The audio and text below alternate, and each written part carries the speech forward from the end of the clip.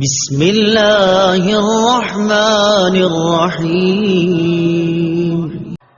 ثم قست قلوبكم من بعد ذلك فهي كالحجارة أو أشد قسوة وَإِنَّ مِنَ الْحِجَارَةِ لَمَا يَتَفَجَّرُ مِنْهُ الْأَنْهَارُ وَإِنَّ مِنْهَا لَمَا يَشَّقَّقُ فَيَخْرُجُ مِنْهُ الْمَاءُ وَإِنَّ مِنْهَا لَمَا يَهْبِطُ مِنْ خَشْيَةِ اللَّهِ وَمَا اللَّهُ بِغَافِلٍ عَمَّا تَعْمَلُونَ۔ ترجمہ: پھر اس کے بعد تمہارے دل سخت ہو گئے تو وہ پتھروں کی طرح ہیں، بلکہ ان سے بھی زیادہ سخت ہیں، اور پتھروں میں تو کچھ وہ ہیں جن سے ندیاں بہہ نکلتی ہیں، اور کچھ وہ ہیں کہ جب پھٹ جاتے ہیں تو ان سے پانی نکلتا ہے، اور کچھ وہ ہیں جو اللہ کے ڈر سے گر پڑتے ہیں، اور اللہ تمہارے اعمال سے ہرگز بے خبر نہیں۔ ثم قست قلوبکم، پھر تمہارے دل سخت ہو گئے۔ تفسیر صراط الجنان میں ہے، اس آیت کی ایک تفسیر یہ ہے کہ حضور پر نور صلی اللہ تعالی علیہ وآلہ وسلم کے زمانے میں موجود یہودیوں کو مخاطب کر کے فرمایا گیا کہ اپنے آباء و اجداد کے عبرت انگیز واقعات سننے کے بعد تمہارے دل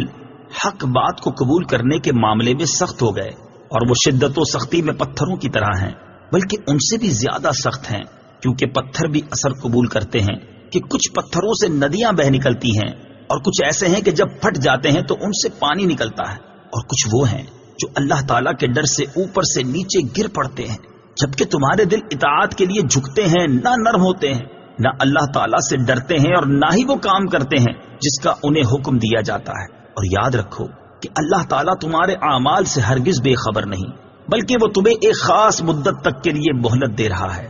دوسری تفسیر یہ ہے کہ اس آیت میں بنی اسرائیل کے وہ لوگ مراد ہیں جو حضرت موسیٰ علیہ الصلوۃ والسلام کے زمانے میں موجود تھے۔ ان کے بارے میں فرمایا گیا کہ بڑی بڑی نشانیاں اور حضرت موسیٰ علیہ الصلوۃ والسلام کے معجزات دیکھ کر بھی انہوں نے عبرت حاصل نہ کی۔ ان کے دل پتھروں کی طرح ہو گئے، بلکہ ان سے بھی زیادہ سخت، کیونکہ پتھر بھی اثر قبول کرتے ہیں کہ ان میں کسی سے ندیاں بہ نکلتی ہیں۔ کوئی پتھر پھٹ جاتا ہے تو اس سے پانی بہتا ہے، اور کوئی خوف الہی سے گر جاتا ہے جیسے اللہ تعالیٰ کو منظور ہوتا ہے۔ لیکن انسان جسے بے پناہ ادراک و شعور دیا گیا ہے، حواس قوی ہیں، عقل کامل ہے، دلائل ظاہر ہیں، عبرت و نصیحت کے مواقع موجود ہیں، لیکن پھر بھی اللہ تعالیٰ کی اطاعت و بندگی کی طرف نہیں آتا۔ دل کی سختی کا انجام، اس سے معلوم ہوا کہ دل کی سختی بہت خطرناک ہے۔ اللہ تعالیٰ ارشاد فرماتا ہے: أَفَمَن شَرَحَ اللَّهُ صَدْرَهُ لِلْإِسْلَامِ فَهُوَ عَلَى نُورٍ مِّن رَّبِّهِ فَوَيْلٌ لِّلْقَاسِيَةِ قُلُوبُهُم مِّن ذِكْرِ اللَّهِ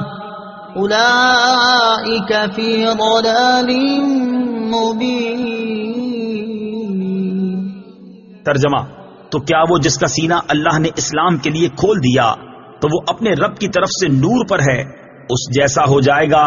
جو سنگ دل ہے؟ تو خرابی ہے ان کے لیے جن کے دل اللہ کے ذکر کی طرف سے سخت ہو گئے ہیں، وہ کھلی گمراہی میں ہیں۔ حضرت عبداللہ بن عمر رضی اللہ تعالی عنہما سے روایت ہے، حضور اقدس صلی اللہ تعالی علیہ وسلم نے ارشاد فرمایا: اللہ تعالیٰ کے ذکر کے علاوہ زیادہ کلام نہ کیا کرو، کیونکہ اللہ تعالیٰ کے ذکر کے علاوہ کلام کی کثرت دل کو سخت کر دیتی ہے، اور لوگوں میں اللہ تعالیٰ سے سب سے زیادہ دور وہ شخص ہوتا ہے جس کا دل سخت ہو۔ دل کی سختی سے متعلق مزید کلام سورہ حدید کی آیت نمبر 16-17 کے تحت ملاحظہ فرمائیں۔